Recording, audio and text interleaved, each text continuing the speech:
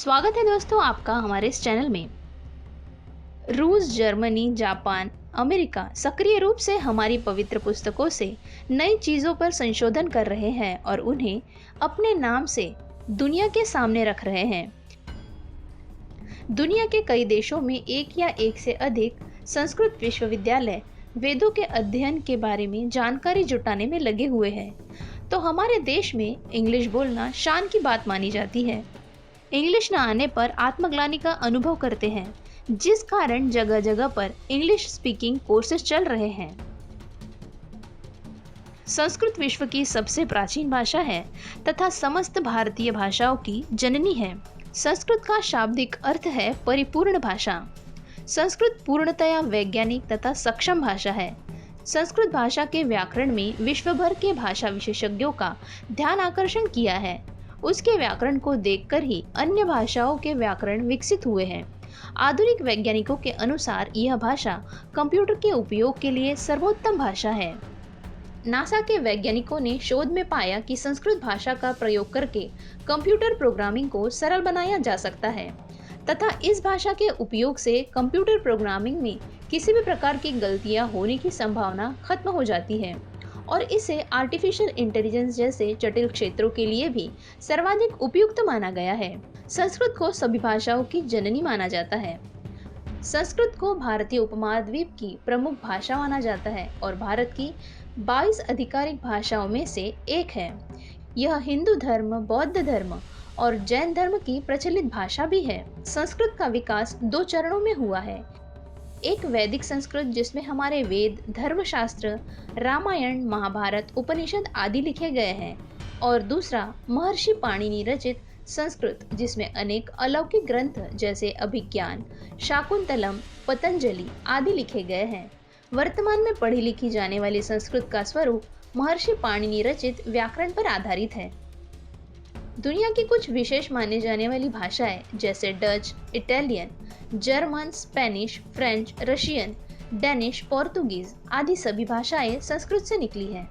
German के लोग स्वीकार कर चुके हैं कि जर्मन भाषा संस्कृत की देन है और उन्होंने अपनी एयरलाइन का नाम संस्कृत में लुफ्तहंस रखा है। जर्मन और फ्रेंच भाषी लोग संस्कृत को ही अपना आधार मानते हैं। वर्तमान में जर्मनी के लोगों में संस्कृत सीखने का क्रेज बढ़ता ही जा रहा है। श्री गुरुभ्यो नमः। हरि ओम।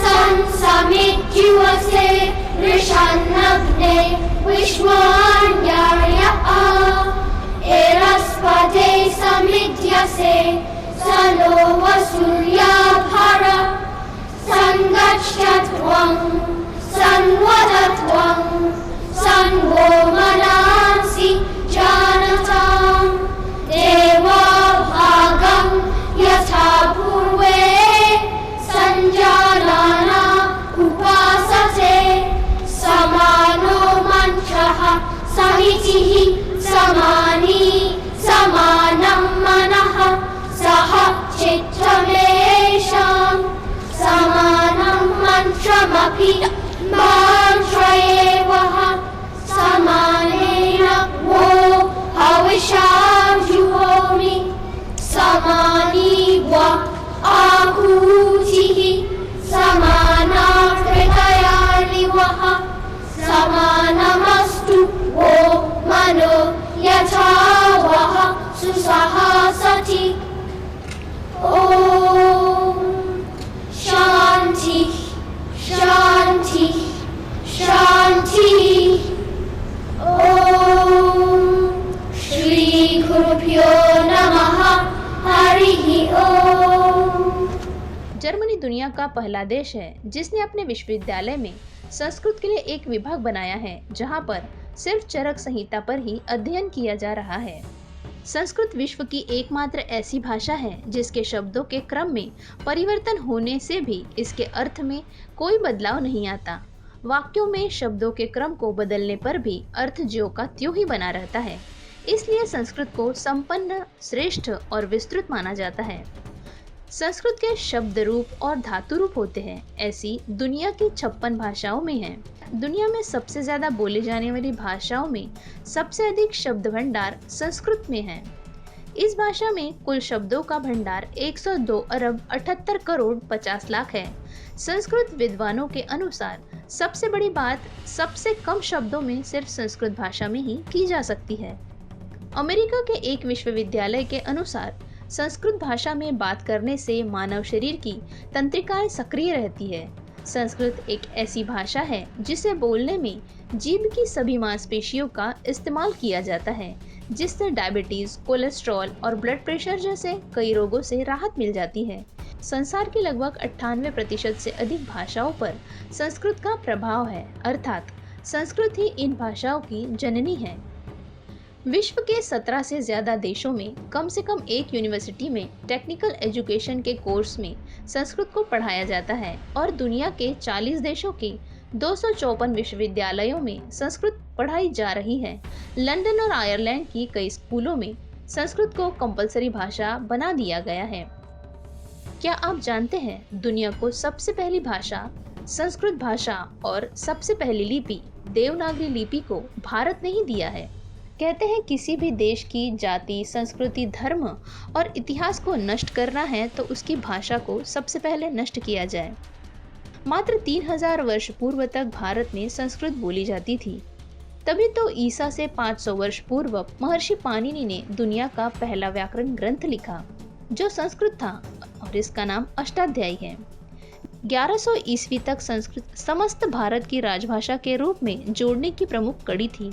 अरबों और अंग्रेजों ने सबसे पहले इस भाषा को खत्म किया और भारत पर अरबी और रोमन लिपि को लादा गया। भारत की कई भाषाओं की लिपि देवनागरी थी, लेकिन उसे बदलकर अरबी कर दिया गया तो कुछ को नष्ट ही कर दिया गया। संस्कृत सबसे श्रेष्ठ, संपन्न, विस्तृत और वैज्ञानिक होने के बाद भी उसे वह स्थान नहीं मिल पाया है जिसकी वह हकदार है। विदेशी भाषाओं की होड़ में संस्कृत का दुर्यम स्थान ही माना गया है, जबकि हमें अपनी प्राचीन भाषा को नहीं भूलना चाहिए। संस्कृत भाषा को जन जन तक पहुंचाने के लिए भारत को इजराइल से सीख लेने की जरूरत है। हिब्रू इजराइल की राष्ट्रभाषा है, लेकिन 1947 में जब इजराइल का उदय हुआ तब वहां हिब्रू बोलने वालों की संख्या गिनी चुनी ही थी। ठीक उसी तरह जिस तरह आज भारत में संस्कृत की हालत है। लेकिन वर्ष 1953 में वहां की सरकार ने हिब्रू भाषा को बढ़ावा देने के लिए हिब्रू भाषा अकेडमी की स्थापना की। इजराइल सरकार की नीतियों ने हिब्रू भाषा को इजराइल की राष्ट्रभाषा के रूप में घोषित कर दिया। वहां के सभी स्कूलों और कॉलेजों में हिब्रू भाषा पढ़ाने को अनिवार्य कर दिया गया। इतना ही नहीं, इजराइल की राजधानी तेल अवीव में सभी सरकारी कार्यालयों में हिब्रू भाषा में ही कामकाज होता है। तेल अवीव के सभी हाई स्कूलों में हिब्रू भाषा में पढ़ाई होती है। विज्ञान, राजनीति शास्त्र, सामाजिक शास्त्र जैसे विषयों की पढ़ाई इसी भाषा में करवाई जाती है। तो सोचने वाली बात यह है कि इजराइल को अस्तित्व में आने में और भारत को स्वतंत्र होने में उतना ही समय हुआ है, लेकिन फिर भी इजराइल के लोगों ने अपनी भाषा को बढ़ावा देने के लिए व्यापार, शिक्षा, प्रशासन, विज्ञान, राजनीति, साहित्य और कला जैसी हर क्षेत्र में हिब्रू भाषा का प्रयोग किया है। यह इस बात का प्रमाण है कि अगर भारत के लोग भी संस्कृत भाषा के प्रति प्रेम, सम्मान और आत्मीयता का भाव बनाएं, तो संस्कृत को मृत्युशैया से उठकर नया जीवन दिया जा सकता है। और यह तभी संभव होगा जब हम अपने जीवन में किसी न किसी रूप में संस्कृत भाषा को अपनाने का संकल्प करेंगे।